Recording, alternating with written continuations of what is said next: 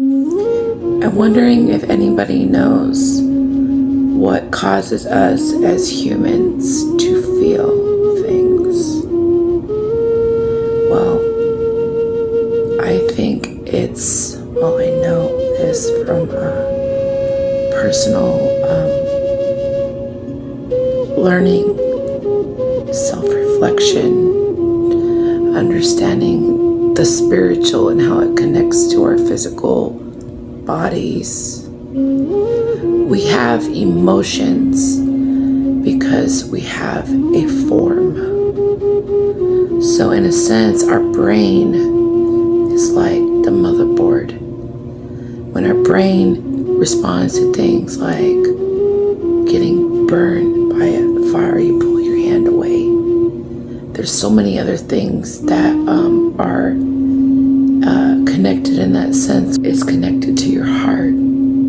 So when you feel pleasure or pain on the rational side of your brain, it's tangible. It's easy to deal with than dealing with emotion. And a lot of times we get ourselves just in the space of painful numbingness in the physical sense, and it's deeper than that. And I think the only way to understand ourselves on that aspect is to get out of the illusion of everybody else's emotions and what they project onto.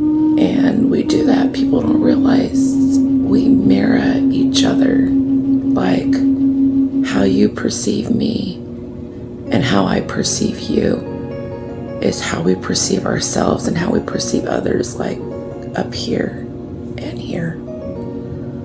And really, it's when they say to thy own self be true, I think that's the most important thing, because you can't know anything about anybody in this life until you know yourself. Once you know yourself, then you can understand others better. Then you could be more open. And you've got to accept the good and the bad, and just try to change your patterns that are negative and practice new ones, practice new patterns. We all have control of our life, our destiny. And the thing is, we all have different gifts and talents, and that's the beauty of life, you know. A lot of times when you have a gift and somebody admires that and they want to mimic it, they admire your thoughts. But the thing is, that's also something inside of somebody else that, like I was saying, insecurity. So back again to what I was saying, to thy own self be true. Find out what your gift is. Find out what your talent is. And be happy. Do what is important to you, whether it's family, whether it's friends, whether it's your soul family, whether it's just planting seeds of intention and enjoying experiencing life. I think too many people get caught in patterns and just let themselves stay in this painful mind frame and be unhappy. And you know, sometimes people will think other people are unhappy when they're not, when in reality they're the ones that are unhappy.